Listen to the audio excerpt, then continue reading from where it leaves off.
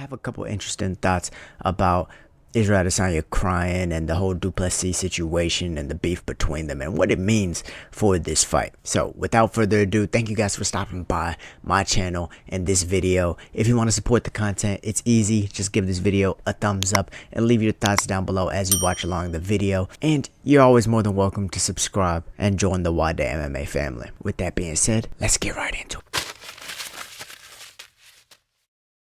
If you're watching this when UFC 305 has already happened, you might be seeing this in a different light, but the UFC 305 press conference, it was an interesting one. I mean, we saw some energy from everybody on there. Tai Tuivasa had great energy. His opponent, Jairzinho Rozenstruik, was talking. I've never heard him talk before, but he was talking, so that's good. Steve Erceg and Kai Car-France have this like almost mutual respect friendship type deal, but we know they're gonna come in there and throw bows, so that's all cool. And then we have Israel Adesanya and Dricus Du Plessis. Now the energy between them is how it should be, you know, from the build up, from the start of this rivalry, if you will. It was always gonna be nasty, it was always gonna be intense, and we got all of that at the press conference. And there was a couple weird remarks. You know, I try and like Dricus Du Plessis. You know, I was enjoying his come up. I was enjoying his streaks when he was beating Darren Till and he was beating Robert Whitaker. I mean, bro, I really enjoyed watching him fight. I am a fan of his. Some of the shit he says is just like, I don't know if it's just, you know, just stop talking sometimes. Like the way I don't know if it's his accent, but just shit just doesn't rub off well. Like just stop talking, fight, say you're gonna knock him out, do that, but everything else, just leave it alone. Like, against Strickland, I didn't mind his trash talk, you know? When he said he was gonna beat him like his dad or whatever the hell. Look, that was cool. And then even the little nobody's talking about dogs here remark, that was even kind of funny. Okay, I'll give him that. But then you get to the whole African champ thing, and he's really, like, 2 toes down, like, standing on that shit. I'm going back to Nigeria.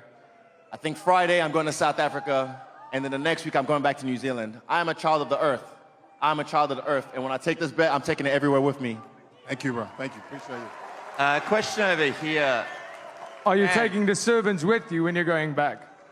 Are you taking the servants with you if you're going back? What the fuck are you even on about? My God. It's obviously a see and tell. We can see that. What do you mean? You're saying that I Bro, made it shut about the fuck culture, up. You don't even know anything about my story. You have no idea who the fuck I am. I don't care about your story.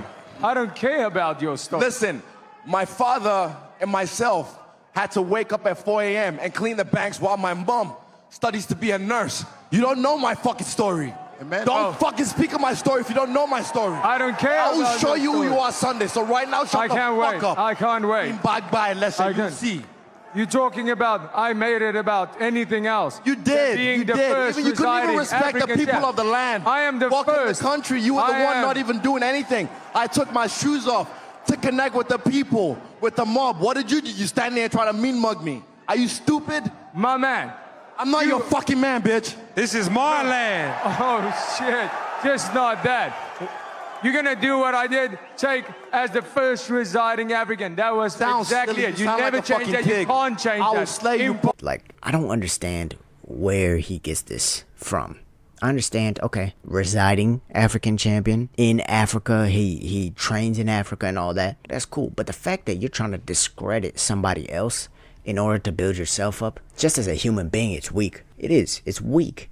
Like, you don't have to bring someone else down to try and bring yourself up in this game or in just life. If you really want to be all that you are out to be, you want to be a champion, yet you're trying to discredit someone else. Look, real champions don't do that. I'm the greatest because of this or that. They don't have to bring somebody else down. And it's just weird that he is really trying hard to do that.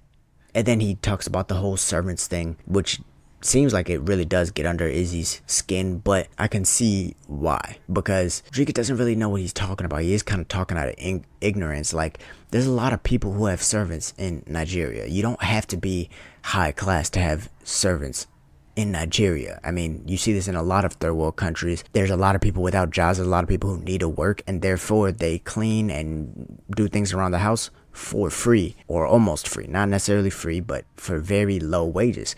And you can be a low class income in Nigeria and still have servants and things like that. So now I'm not saying that Izzy wasn't well off, because he probably was, but you still don't know where he came from in that regard. And Izzy knowing where he came from, knowing his parents' story, knowing his own story, I'm glad that he let that emotion out. I'm glad he cried. A lot of people are gonna say it's weakness, or oh, it's weird, or Izzy's gay, or whatever the fuck they're gonna say. But at the end of the day, this is a very emotional game, and him showing that emotion rather than in the Sean Strickland buildup where he really was lacking a lot of emotion. He had these little one-liners and shit, like tick-tock dance over your grave and stuff, but it wasn't emotional about it. He didn't really feel anything towards him. But in this one, oh, there's a lot of feeling towards him. Just like there was a lot of feeling towards Paulo Costa. Pause. Paulo Costa reminded him of the bullies that used to bully him, and oh, you're too skinny, bro, and shit. Brunson.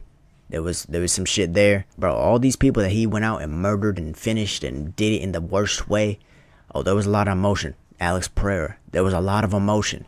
This is what we want to see from the fight game, from press conferences, from fighters themselves. Some people view it as a weakness, but man, they're human beings. And if you didn't think this fight meant anything to Israel Adesanya, like how Dricus was saying, who wants it more? Man, we're going to find out on Saturday night. I'm excited. Did this make you more excited? How did this make you feel watching the press conference? Let me know your thoughts in the comment section down below. And guys, thank you for watching the video. Don't forget to give this video a thumbs up and to subscribe to join the Nwadei MMA family. Also, we have a couple of competitions and fights coming up. Myself, I'm talking about in September and in October. So stay tuned for some video footage about those. But with that being said, y'all stay safe and y'all stay blessed. I'm out. Peace.